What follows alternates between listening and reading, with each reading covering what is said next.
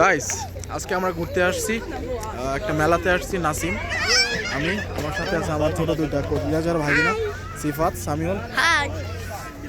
অনেক সুন্দর জায়গাটা, পরিবেশটা অনেক সুন্দর। এদিকে আসো। সো খুব সুন্দর ভিউটা।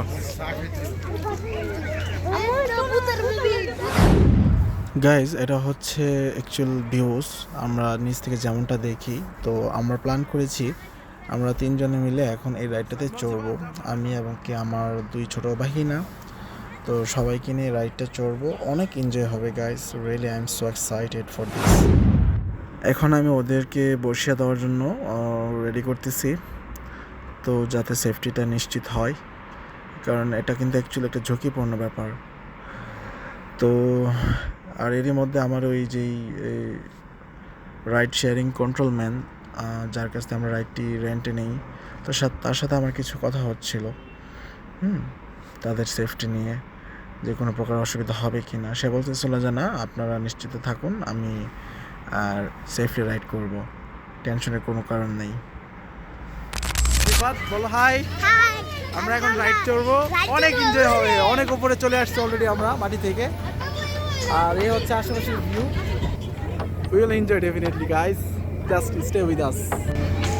এই হচ্ছে ভিউ ওপর থেকে, আর এটা আস্তে আস্তে আস্তে অনেক উপরে উঠবে। এই যে দেখেন উপরে উঠতেছে অলরেডি। ওয়াও গাইস, অনেক এনজয় হবে।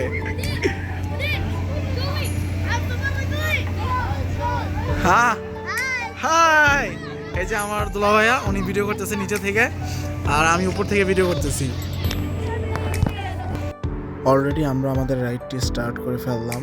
তো অ্যাকচুয়ালি আসলে আমার এত যে ভালো লাগছিল যে বলার মতো না, কারণ উপর থেকে যখন রাইডটা ঘুরছিল আর কি, তো আমার কাছে মনে হচ্ছিল যে আমি মহাকাশে ভাসতেছি। রিয়েলি গাইস, অ্যান্ড আমি খুবই এক্সাইটেড ছিলাম। সাথে আমার ছোটো ভাগিনাটাও, সে খুব এনজয় করছিল আমার সাথে।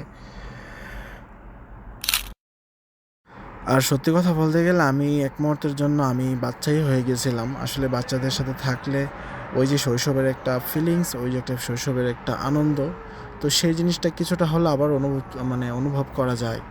তো যেটা আমার ক্ষেত্রে হয়েছে।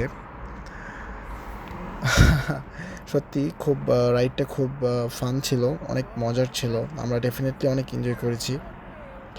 তো ভাবলাম আপনাদের সাথে শেয়ার করি। আমার ছোট্ট ভাইয়াটা সিফাত, আমার কাছে তো সে মনে হচ্ছিল সে কিছুক্ষণের জন্য একদম উড়িয়ে যাচ্ছিল, যেভাবে সে হল করে আছে, সে খুব এনজয় করতেছিল। আমি তাকে জিজ্ঞেস করলাম বরাবর মতো, তুমি কি ভয় পাচ্ছ? সে বললো যে না মামা, আমার খুব ভালো লাগতেছে, I am so excited, enjoy. তো সত্যি অনেক অনেক অনেক এনজয় করেছি সেই দিনটায় আমরা। আকাশে বাতাসে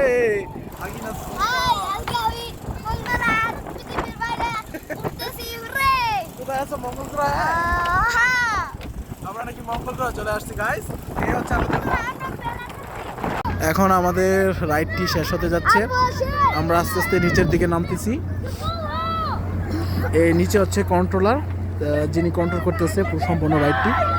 তো আমরা সবাই অনেক এনজয় করেছি রাইডটা, এবং কি সাকসেসফুলি আমরা ল্যান্ড করতেছি। আমার কলেজা ভাই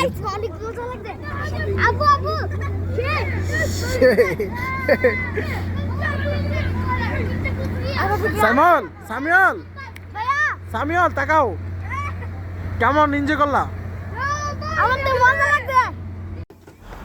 এটা ছিল আমাদের সেকেন্ড রাইড, যেখানে আমরা তিনটা ছোট রাইডিং কার আমরা নেই। একটা আমি চালাচ্ছিলাম, আর দুইটা একজন সামিউল, একজনকে সিফাত চালাচ্ছিল। আমি তো খুব এনজয় করতেছিলাম ব্যাপারটা। আর ছোটো মেয়ে একটু পারতেছিল না, সে বুঝতেছিল না যে আসলে কিভাবে চালাতে হয়। সে বারবার থেমে যাচ্ছিল, নয়তো সে কাউকে অ্যাক্সিডেন্ট করে দিচ্ছিল। সত্যি বলতে জিনিসটা আসলেই খুবই ফান ছিল, খুব মজার ছিল।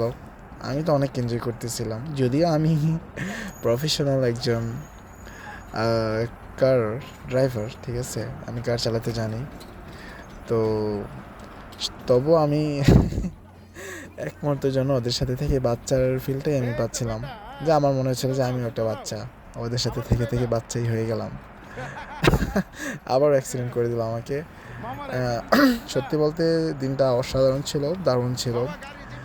স্মৃতির পাতায় সবসময় স্মরণীয় হয়ে থাকবে। আসলে ওরা না থাকলে হয়তো আমার এই এনজয়গুলো করা হতো না কখনো। তো এই জন্যে আর কি, বাচ্চা মানুষ যাদের বাসায় থাকে, যাদের বাড়িতে থাকে, তাদের লাইফটা আসলে অন্যরকম যায়। একটু এনজয়, একটু মাস্তি, মানে এইগুলোর মধ্যে দিয়েই সব কিছু কেটে যায়। শত দুঃখ কষ্ট থাকলেও সেগুলো আমরা সাময়িকের জন্য ভুলে যাই। সেটার বাস্তব উদাহরণ হচ্ছে আমার এই ছোট দুই ভাইয়েরা। এখন আপনাদের দেখাবো সৌদি আরবের প্রাচীনকালে ব্যবহৃত কিছু আসবাবপত্র, যেগুলো কিনা সংরক্ষণ করে রাখা হয়েছে। তো সেগুলো আমি আপনাদের মাঝে এখন তুলে ধরার চেষ্টা করছি।